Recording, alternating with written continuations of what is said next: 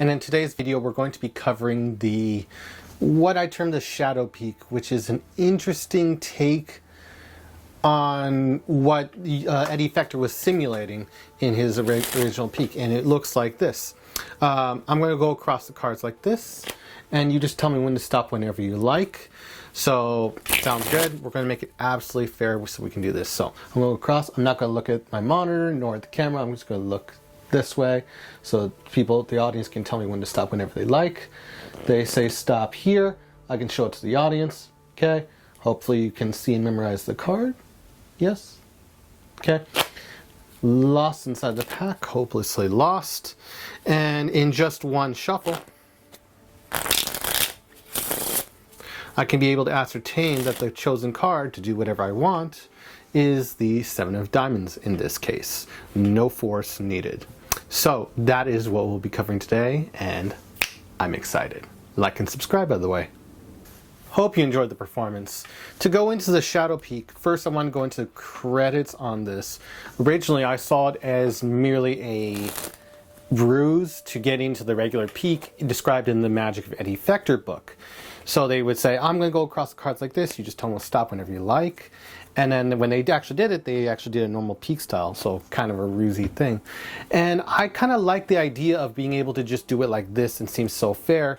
And for years I wanted to be able to mimic it. And I've never seen an idea like this. If a magician does happen to see an idea like this or exactly like this, leave a comment and so I can put the credit in the description so all is fair to everyone for doing that. But again, I've never seen anything like it. The most I've seen on peaks outside of Daryl's material and Eddie Fector's stuff. Well, I mean, it was mostly Eddie Fector and Daryl who, you know, really got into the peak stuff. A little bit of Vernon, I guess.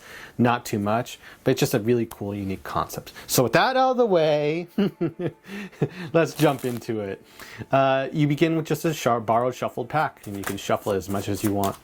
It relies on the bending principle, or just giving the cards a bend. So I choose to do it by saying, first, no bend. I would just say to the spectator, I'm going to go across the cards like this. You just tell them whenever you like to stop, okay? And they say, okay. And during that time, I give it a casual bend. And then a further confirmation bend by bending it downwards real fast. And it's a casual thing. People think you're flourishy, you do a lot of stuff. So it's natural. People like to see a little flourish and excitement, getting ready for it. And by doing so, you put the cards in a downward bend so that you can be able to when it bends up or you put enough pressure upwards, there's going to be a gap you're going to see. And it's covered up by many other factors, which you'll see. So I'm going to unbend it. Again, we go to the spectator, so I'm going to go across the cards. You just tell them to stop whenever you like, okay? And they say, okay. I give it a one card bend. Second one, just to be sure to lay in that bend. And then I hold it by a first finger, second finger, and thumb. I should mention that at the outset for just doing the regular one, normal version. And then I look away. So I really do look away. This is not a force, in case people thought it was a force for the 7 of diamonds. I kind of laughed at that too. So when we go across, they can stop whenever they like. When they say stop, you put a deep bend upwards. So I tend to go a little bit more forward, downwards, so they can really see that card. 4 fingers right here, and it puts a really, really deep bend in there. Again, you want to look away to make it seem as fair as possible. And you make a note of it so it seems absolutely fair.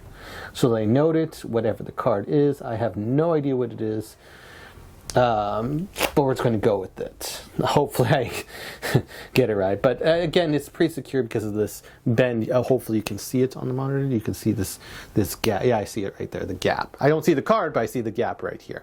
Okay, and what's cool is you could actually do a casual little drop and it still will not change that bend. As you can see, it's still there, which is great. I do a 180 rotation. What do they call this? The revolve, like just a casual revolving. I don't know what the name of it. Someone can name it for me. But just revolve the deck 180 degrees using your hands and fingers. So you just grab it, middle finger and thumb, just rotate it. So the back is towards you. And the casual, just letting go, not putting pressure on it, but just like a little casual let go, like that, kind of a loose dribble, helps to alleviate the fact that you cheated anyway at the beginning. So again, loose dribble, turn it around, and now you've got the peak to your side, and you can see the gap right away. So then you can lift up on it. I can see right here, it is the eight of diamonds. How laughable, we keep on getting diamonds. And then once you got it, get a pinky break, and then you can just riffle off like a Daryl idea. So you can riffle off to that point, keeping this card towards you, so no one else can see it yet. And then I shuffle off because I want to only get the identification of this card, and then I can lose inside the pack. In case this is Heckler, this is even better. And I can shuffle off a couple cards, shuffle off here, losing the eight of diamonds into here, and then shuffling off like this. Thus losing inside the pack, but you have the knowledge of what the card is. So if the spectator immediately wants to take the cards from you and shuffle them, they're like, I just want to take them. Okay, fine, here, shuffle them, go crazy. In that case, you're already one ahead, and you've got all the knowledge needed to amaze the spectators in whatever way you choose to. Even if it's just, okay, I want you to think of your card, blah, blah, blah, and just go forward and just reveal it, or whatever you choose to do. It's a very, very handy technique to be able to have. I personally love it.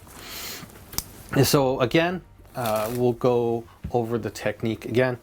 So I say, first, before I even put in the bed, I say, first finger, second finger, thumb. I go to spectators, I say, tell me when to stop whenever you like. Okay? And then they'll say stop. So I'm sorry, I'm prepping them for that. You're prepping the first time.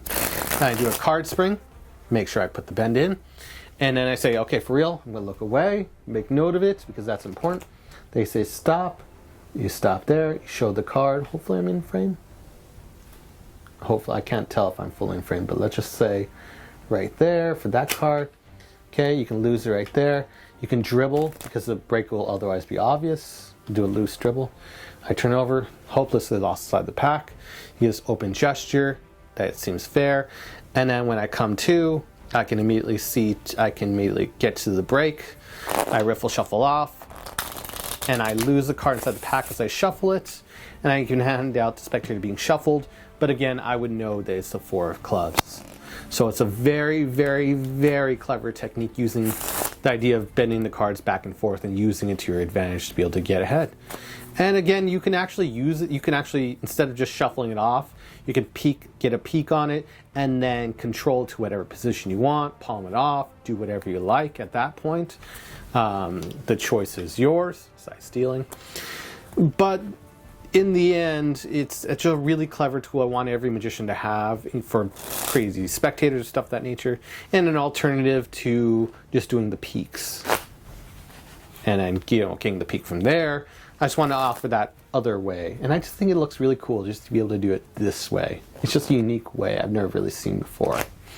So with that said, I hope this was very helpful to you. Hope it helps you in your magical journeys to create new effects or new styles. And with that said, like and subscribe. And finally, if there is any content you would like to see, let me know in the description down the comments below. Let me know down in the comments below. With that said, wishing you a wonderful day and see you in the next video.